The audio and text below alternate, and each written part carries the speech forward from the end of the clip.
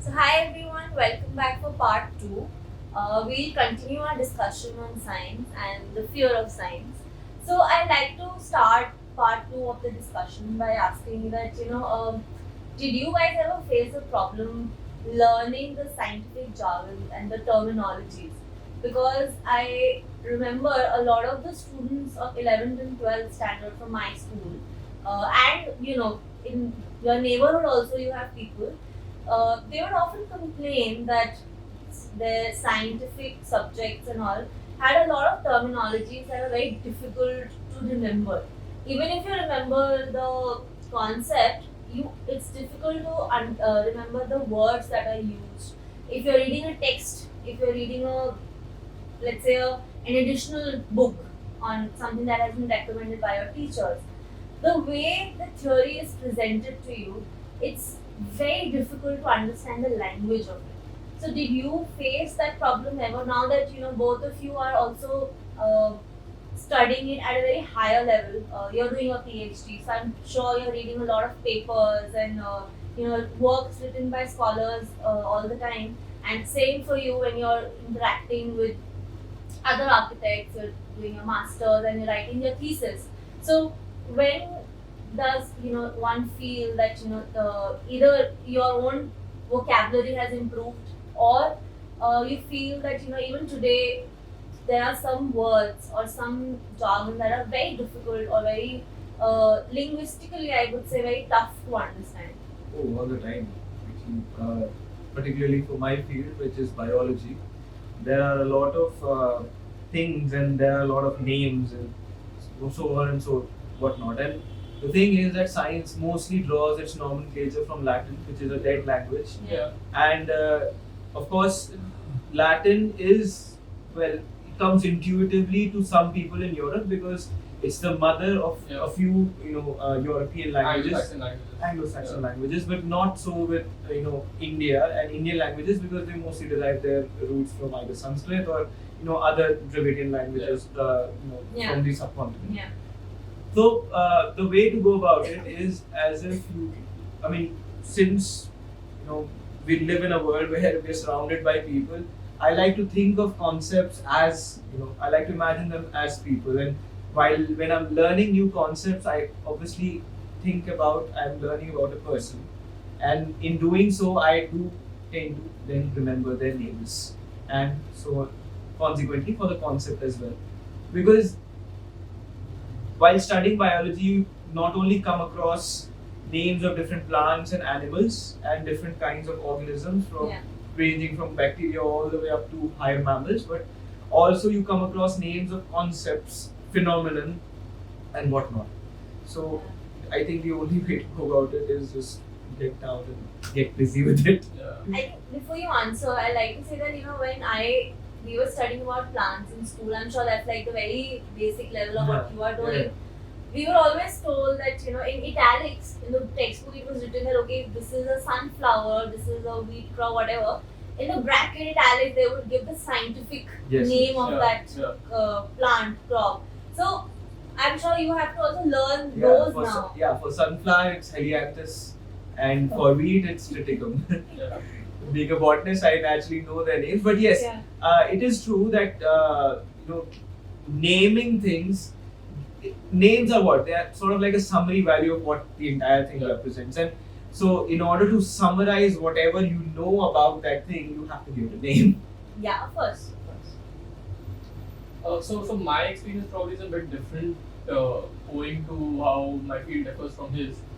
So if I talk about scientific jargon in schools, I would say it wasn't that difficult. Not in terms of that the concepts were simple, but more in terms of just remembering the names of the jargons. Because I mean, for me, it's a part and parcel of the subject. Yeah. Right. So, and it's not like you have jargons. You don't have jargons in non-scientific subjects, right? Yeah, of course. Like, so the difference here, I would say, is that why people consider scientific jargons to be difficult to remember and others a bit easier is because, let's say, for example, if you take the example of commerce, class 11, 12 is particularly what I'm talking about, then the kind of things that you're studying in class in 11th and 12th, you go back home and you listen to your mother and father speaking the same things. Yeah. Right, because profit loss. yeah, because it's the same concepts that is running the world, right? Yeah. The problem with science is that even though science is probably the underlying thing that is actually running everything and how everything works, we don't tend to talk about it openly. So we are studying those things, we understand those things, but because we don't use that jargon in our everyday life, we think of them as difficult. Because if you look back, let's say a few hundred years, when Latin was the common language, then it's not like anything that is named in Latin will be difficult to remember, right? Yeah. So you're saying that it's difficult because it's not a part of our daily language. Yes, it's as simple as that, right? After that, once I moved out of, because for example, he is still in that core field, right? He's inside the field of biology, so he's in that core field. For me, because I took up architecture, so my field works a bit differently in that I sort of have to study each and every subject that's there. But because we have to study each and every subject, we don't really go very in depth in every subject unless and until I want. So, for example, if I talk about myself, then I have certain interests. Right, those interests sometimes align with a lot of technical stuff, and sometimes align with a lot of biological or sociological stuff. Right. So, in my case, when I'm talking about those things, I naturally have to learn those jargons. I have to learn those things. Otherwise, I'll never become I can't become a person who will be taken seriously, because everybody will think that okay, so he's an architect who's talking about sociology, but he is not a sociologist. So I can't have the same weightage as a sociologist, right? But if I want to even sort of have a conversation with a sociologist, I should be able to be familiar with those terms. Otherwise, वो तो फिर वैसा हिसाब हो जाएगा ना कि I explain something, he tells me the name of that thing, and that's where the conversation ends, because I don't know how to proceed after that. You can't hold a conversation. Yes, I can't hold a conversation. Yeah. So for me, it's a bit different from his side. I haven't really encountered a very heavy scientific jargon post, let's say, school, right? Unless and until done it by my own end, which I have. So that's a different story. Tushar being modest. I mean, it is what it is, but yeah. So it's just because I don't think jargons are something to be scared of. It's as simple as that. It's just I'm just reading what we need a name for everything, and we are sort of creatures that tend to name and list and sort and segregate everything. Yeah. So if you want to do that, then we of course need, and most of our jargon is very logical. Yeah. If we look at it, like as humans, we name each other as soon as we are born. We don't know the characteristics, we don't know anything, so we give a name, right? But otherwise, if you look at any scientific name or what we call a jargon, then listening or reading that name, you'll be able to sort of figure out features of whatever is happening, right? Like deforestation and reforestation or afforestation. What is forest? We know that. So what is forestation? We can sort of, even if we don't know that, we can hypothesize or we can build it off that. Okay, if this is a forest and forestation looks like a verb, so maybe this is what forestation is. And then, okay, so we know what D means, what the prefix of D means. So okay, so if this is what forestation is, then if I add a D to it, then maybe this is what it means. Yeah. So everything can be built off because they are logically named. It's just that because we don't understand the basics and we don't think of connecting those logics or those strings, we don't really sort of make. Yeah, I think I'll amend my original statement by saying that since he's put it so succinctly, is that while learning new names, you should go about seeing what the underlying story is. So whenever you are thinking of a concept or a thing, you should be able to place it in a story, and naturally then the name will come to you. That's what usually happens when you're learning new jargon, that you should learn the names of characters in that story. That rings true for practically everything. And that's humans like to do that. And that's the thing, that's not just true for scientific jargon. That's true for any sort of naming that we do. Like, why is a mobile phone called a mobile phone? We know what a phone is, but why is it a mobile phone versus a house phone?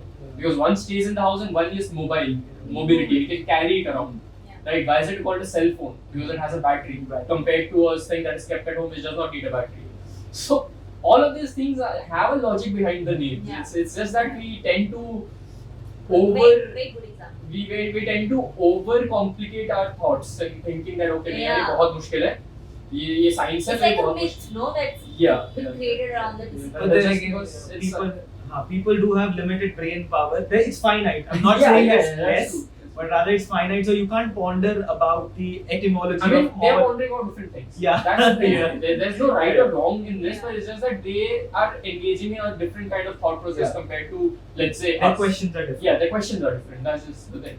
So coming to the controversial question, Okay, that's which scary. is which is that do you guys ever feel the need to dumb down your knowledge when you are with your friends or when you are with people, let's say who are not from science background, when you're with your colleagues or family members also sometimes, a lot of times when I start explaining, let's say, a political scenario from a sociological perspective, my father just goes like, you don't have to complicate it so much. I mean, I'm not complicating it.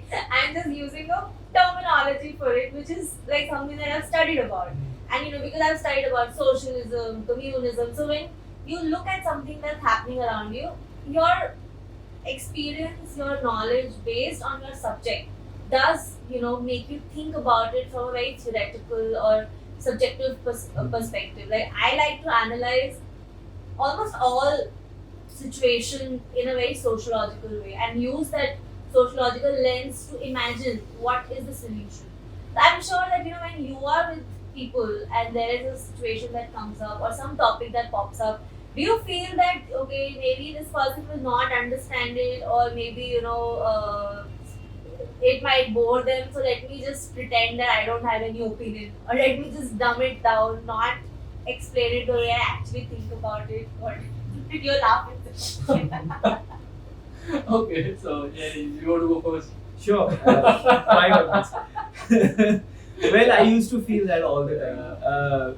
That I have to either stay quiet, not talk about it too much, or take that painstaking journey throughout, the entire course and just explain to them in very plain words. But what I realized is that it's more like explaining a concept or stating your opinion out is just like explaining a story. Like we were just Yeah. discussing about this just a few minutes ago, that you have to take people that you are trying to explain a concept to on a journey with you across the various steps, so that they are fully in your shoes and they might walk that path with you.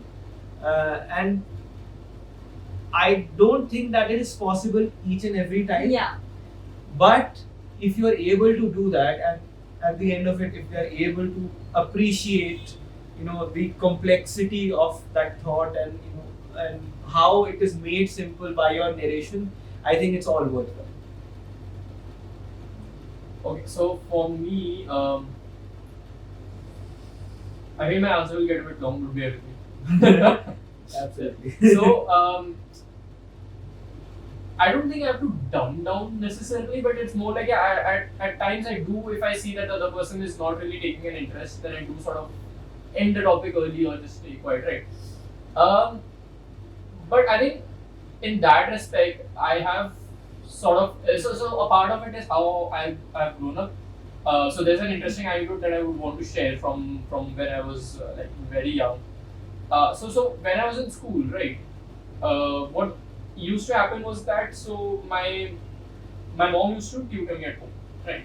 And my mom does not really understand English or Hindi for that matter. She understands Bengali. So to get the homework done, if there's a question that I don't understand, or even to revise, because she would want to check what I've done, right? So my task used to be that I would have to take that question, I would have to translate it to Bengali in a manner that she can understand, right? And then I have to take my answer and again translate that to Bengali and explain it to her, and then she will judge whether that answer and the questions are correct or not, right? So I sort of have that sort of inculcated that habit in me of trying to break down everything to the simplest possible format, right? And I feel now when I think about it, I take that as like a more of an understanding. Like I feel partially because I'm an educator, and also because I've had that thought for a while now, is that how well you have understood a concept can be demonstrated by how easily you can make a layman understand that concept. If let's say, because I'm from a science background, so if let's say I'm a physicist and I'm talking to another physicist, and then he's not or she's not able to understand what I'm explaining, then I can understand, okay, that whether I am bad at explaining or they are not or they may not be able to get it, right? But if I'm a physicist, and at the same time, if I am able to explain a concept to another physicist, that does not really give me any merits, because they know half of the concepts, right? They know everything. It's just they have to make them connect the dots. But conversely, if as a physicist or as an architect or as a botanist or as a biologist or any field, or even as a person who is, let's say, an economist, right, or a sociologist, if I am able to take a complicated theory, complicated for my field, and break it down and explain it to or what we call dumb it down and explain it to a layman, and I see that they are able to understand it, then that just means that I have been able to understand the topic right at its core, right? Like I have been able to holistically understand what that particular concept is, and which is why I am able to explain it, right? Because unless and until I am clear in my understanding, I won't be able to explain it to anybody else. So I think for me it's more about of that story, and I also would say that I have been lucky in the case that I'm surrounded by people who are sort of eager to learn in the same manner, right? Like my peer groups across,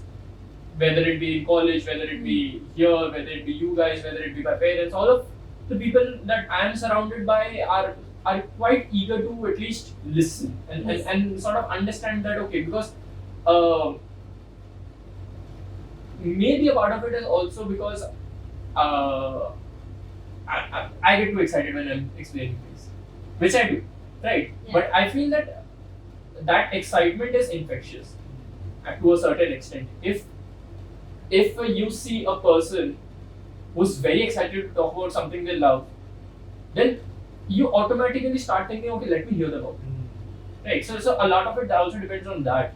Like I know a lot of people who do actually dumb down or who do actually not say things. Like I know my colleagues who do that. I know my peers who do that. But a lot of it is also because they are not really willing to explain. Their main thought is that this is so easy, why are you not understanding it? Well, okay. I'd say that well, it's not necessarily dumbing down. Yeah. It's about taking the time to translate. I think that would be a more appropriate term. That you translate knowledge that you have in your head into words that the listener might understand. So it's not dumbing down; it's just translation. It's a lot of effort. Yeah, it takes a lot of effort, and I think it's very important that we do so, because knowledge that does not spread, dies down with you. Yeah. So I don't think anybody wants that. If you are accumulating knowledge, naturally you have an inclination towards dispersing it, passing on to others, and planting the seeds that could bear fruits at a later age in their minds. Just to build it off, if you look at a person like Einstein, right, who was celebrated as like one of the most prominent figures in the history of scientific study, right? So he gave complicated theories. He took up very complicated terms and understood them. But what if he kept them for himself? Right? What would happen if he had kept them for himself? Because once he passed away, maybe somebody went and checked his notebook and saw them. But then it would take 100 years to understand what he has written. It's because he simultaneously also gave very simple statements that energy can neither be made nor destroyed. It's a very simple statement, right? The logic and the science, like branching off of that, is very complicated, which he studied. But because he gave that simple statement, now we are able to, or the scientific community has been able to build off of it, and now we have reached a point where we are able to physically prove his theories. Right? By his theory, black holes should have existed. Now we are finally able to prove it after so many years. But unless and until he did not share those theories with everybody, right? We recently watched the movie Oppenheimer, right? So unless and until the scientific community did not come together, it would not have been possible. To the extent, I mean, he was so keen on sharing that. I think there's a scene in this movie where he was actively trying to advocate sharing the findings that Oppenheimer and his team had regarding the ignition of the atmosphere with the Nazis, so that they don't make the same mistake. So I mean, whenever you accumulate knowledge, it's your duty, it's your responsibility to disseminate it. And of course, not all people will be, keen on taking in that information. You just have to find your group. I think that your audience. Your audience. Copernicus died. Yeah. Stating an Earth is not in the center, which Galileo you proved years later. Yeah. So there will be champions who will try to lead but fail, right? But if because of the fear of death, if Copernicus never insisted on the Earth not being the center of the universe, then I don't think Galileo would have taken that up and proved it. So it's important that we try to, as you said, disseminate knowledge as much as possible. And I think it's not just about scientists doing it. Every person should at least attempt in doing that at some scale or the other. I think every person should have that moral obligation to share the truth that lies within their hearts. That actually brings me to the last part of the discussion. Like, if you would like to summarize or just answer quickly that why do you feel that science is a subject or just a discipline that basic knowledge of it should be there in every student. That it doesn't matter whether you go up to take up commerce, arts, or any other field, but in one of your answers you mentioned that it's one of the most basic things that we apply every day. Like, science is something that is operating every act of human being, every act of our environment. So definitely it's something that we should have some knowledge of what's happening, or something that keeps you questioning your environment, everything that's happening around you. So why do you feel, apart from that one point, that this subject is something that at least a basic knowledge should be present in every human being or every child? Well, again, I reiterate what I said at the beginning of this video, is that science is not about learning facts, but rather a way to recontextualize and rephrase what you see in everyday life. And I think that's how scientific education should proceed, is to make as many connections with everyday life as possible, and only then will you come to appreciate the countless hours and years and decades of effort that scientists have gone through the past 300-400 years of scientific history to make this current state of human life possible. And I think with that, I'd say that we owe it to our future generations to find ways in which we can communicate that, because there's a lot. I mean, over the 400 years that we've spent investigating the natural world, we have accumulated vast amounts of knowledge. And it's just that we have to find ways to communicate that to our future generations. Otherwise, how the Library of Alexandria burnt and a lot of manuscripts were lost, we'll lose this knowledge and not make use of it at all. Okay. So the first part of the answer would be that I would like to correct you slightly here. I don't because you asked the question why the basic of science should be present and not should be taught to every student. I don't really agree to that. I feel that it is already taught to every student. Right? It's not that the basics of science are missing. So I think what needs to be taught is how to connect it to your life. Okay. Right? Like, if you teach a student about that plants, let's suppose, just take an example, but if you teach a student that the plant needs sunlight to grow, and then you give the logic that this is why they need, because of certain reaction they need to make the food, this is how they make the food. All that is theoretical knowledge. Right? How do you connect that?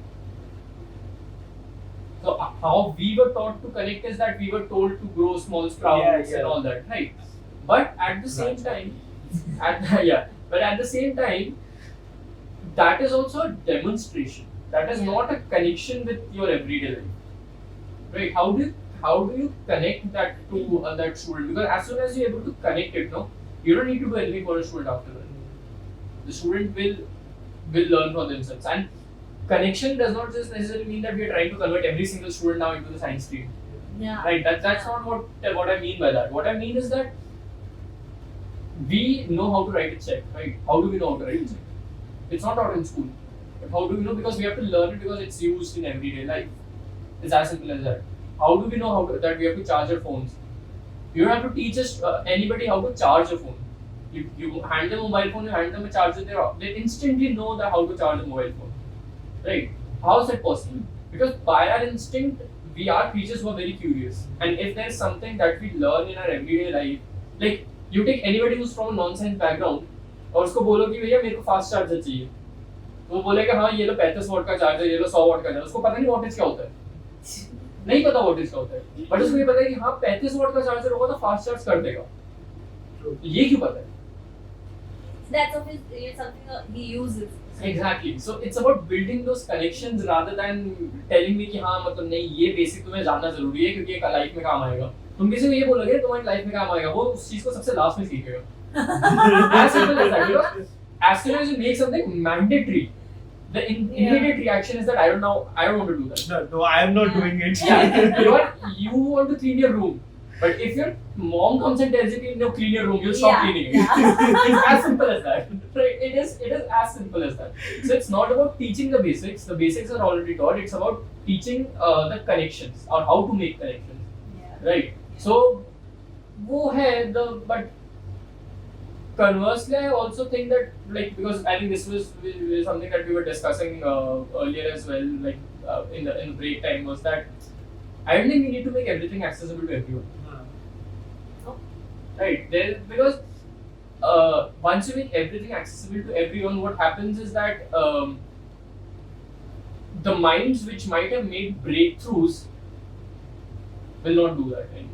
You lose the nuances. You lose the interest. Okay? It's because अब सबको ये पता है कि so everybody uses social media. Nobody knows how social media works. Everybody uses Snapchat filter. Everybody is now suddenly कि अच्छा AI ये करेगा, AI वो करेगा. Nobody really understands that Snapchat filter is also a primitive form of AI. Yeah. Right. Everybody is whenever we look at media, we are thinking about कि in the future we'll have if you we have seen the Jetsons, that cartoon about futuristic times. We look at any form of media which talks about the future. We think about flying cars, we think about space travel, and we think about all those things, right? The sort of paradoxical situation right now is that everybody wants to go to space, nobody knows how to go to space. सबको NASA में बहुत interest है कि भाई NASA ने ये कर दिया, नासा ने वो कर दिया, इसरो का इतना बड़ा फ्लाइट गया, ये क्या हो गया, ठीक है. Nobody is interested in कि वो actually हो कैसे रहा है, right? And I think which is important, which I feel needs to be, and that is important not just from the point of view of the common person knowing, but also from the point of view of the scientific communities putting out that information. That this is how we did it, this is how it's done. And once people realize how things are achieved and what kind of effort goes into that, I think it also breeds a certain level of humility. Yeah. In a way that you tend to recognize the struggles that scientists go through, and in that process you also come to realize that now that you have this power, you need to use it judiciously because it takes a lot of effort to get there. Yeah. And also humility also in the form of that you realize how vast the world is. Yes. Because it's a very simple example, but people who have gone whale surfing, if you look at their recounts and their experiences, most of them simply just break down simply from the fact that before and after watching a whale, they don't actually realize how gigantic a whale is.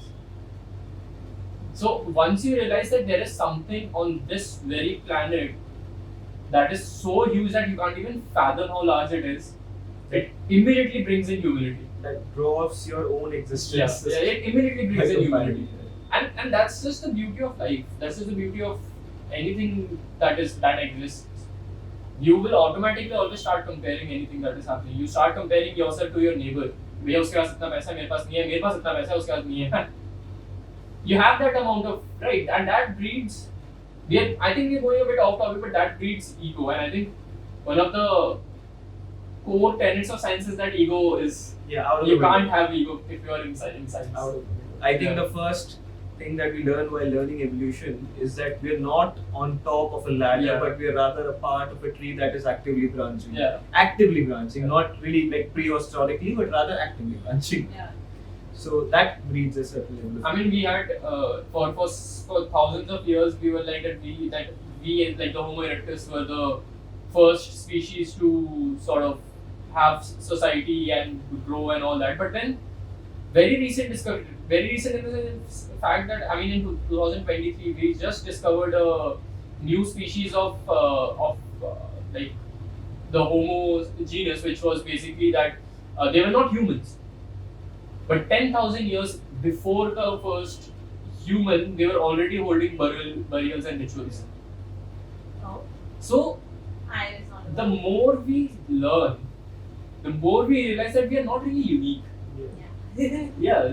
Yeah. So yeah, I mean that's Except for the fact that we can ask these questions. Yeah. that's definitely that's true. That's true. Okay. Yeah. Thank you so much, both of you, for joining for this discussion. I think we can end over here. Yeah. Uh, Thank you for calling us. Thank Thank you for having us here. Yeah.